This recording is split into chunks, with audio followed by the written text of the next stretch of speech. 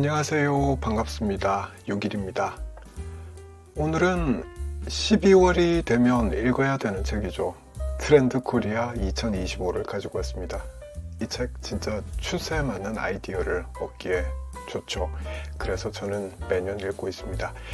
이 책이 올해는 밀리의 서재 좀 일찍 풀렸더라고요. 반가운 마음에 읽어봤고요. 이 책에서 제가 재밌게 읽은 내용을 하나만 소개를 해드리겠습니다. 이 책은 어떤 트렌드를 꼭 집어서 선별하고 잘 해석해주죠.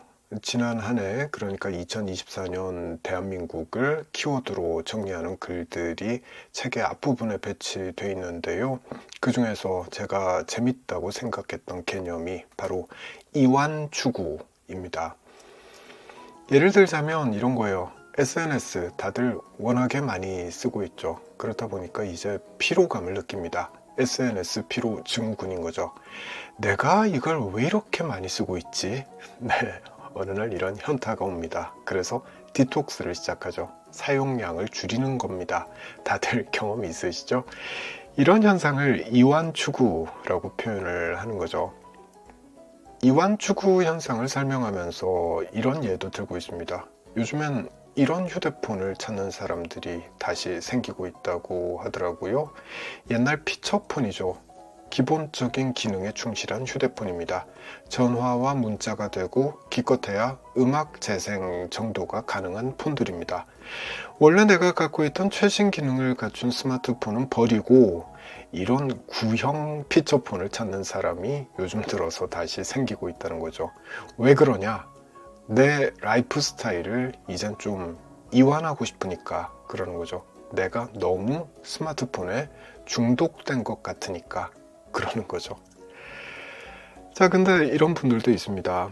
그걸 어떻게 버리냐? 스마트폰은 이미 나의 분신인데 이걸 버리라고? 도저히 그렇게는 못하겠다. 네, 바로 이런 분들을 위한 상품도 있더라고요. 바로 스마트폰 잠금 상자입니다. 일하고 나서 집에 와선 저 안에다가 스마트폰을 넣어두고 시간을 설정하는 거죠. 예를 들어서 내일 아침 6시까지는 상자가 열리지 않도록 잠궈버리는 거죠. 이렇게 되면 강제적으로 디톡스가 되는 거죠. 네, 진짜 세상엔 별 희한한 상품이 다 있구나 싶었습니다. 이완추구는 달리 말해서 스마트폰이 나에게 주는 온갖 자극으로부터 나를 좀 쉬게 하겠다라는 거죠. 충분히 이해가 되죠? 자, 여기까진 책의 내용도 다 이해되고 좋은데 딱 이 부분에서 이 책은 한 발 더 나갑니다. 두 가지 사례를 더 들고 있습니다. 근데 이건 좀 아닌데 싶더라고요. 그 이야기도 좀 더 해보겠습니다. 이 책은 이완추구라는 맥락에서 무언의 컨텐츠가 등장했다라는 내용도 소개하고 있습니다. 첫 번째 사례로 캐시라는 틱토커를 소개하고 있는데요. 이 여성은 신발, 의류, 가방 등을 소개하는 인플루언서입니다. 원래 이런 영상은 보셔서 아시겠지만 음악이 필수죠. 배경음악이 필수입니다. 신나는 음악이 배경에 깔리고 이 가방은 뭐가 좋고 어쩌고 저쩌고 이런 설명을 해야 되는 거잖아요. 그게 우리가 이런 영상에 대해서 갖고 있는 고정관념인데, 근데 이 캐시라는 틱토커는 그 고정관념을 과감하게 깨버립니다. 먼저 화면을 잠시 보시죠. 네, 말을 안 하죠. 음악도 없습니다. 그냥 물건을 보여주고 표정만 짓죠. 표정만 짓습니다.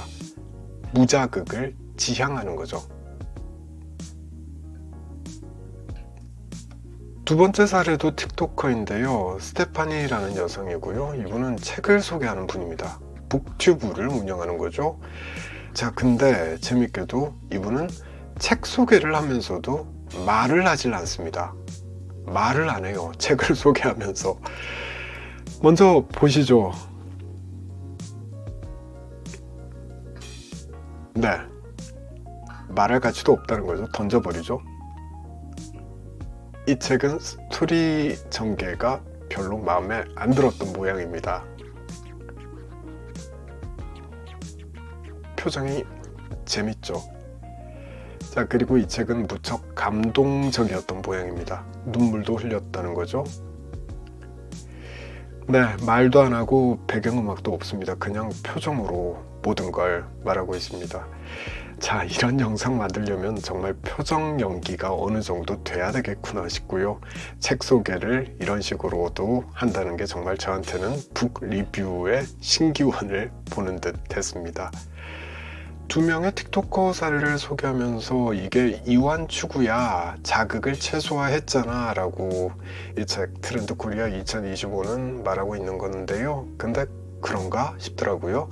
말도 안 하고 음악도 배경에 깔지 않은 건 맞는데, 근데 이 두 분은 사실 표정으로 많은 걸 표현하고 있잖아요. 그리고 어쩌면 이분들은 이게 트렌드 같으니까, 그러니까 무자극 영상을 만들어내는 게 트렌드인 것 같으니까 발빠르게 이 트렌드에 편성한 게 아닌가 싶기도 했습니다.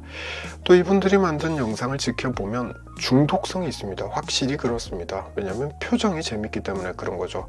그러니 더 찾아보게 되지 않나?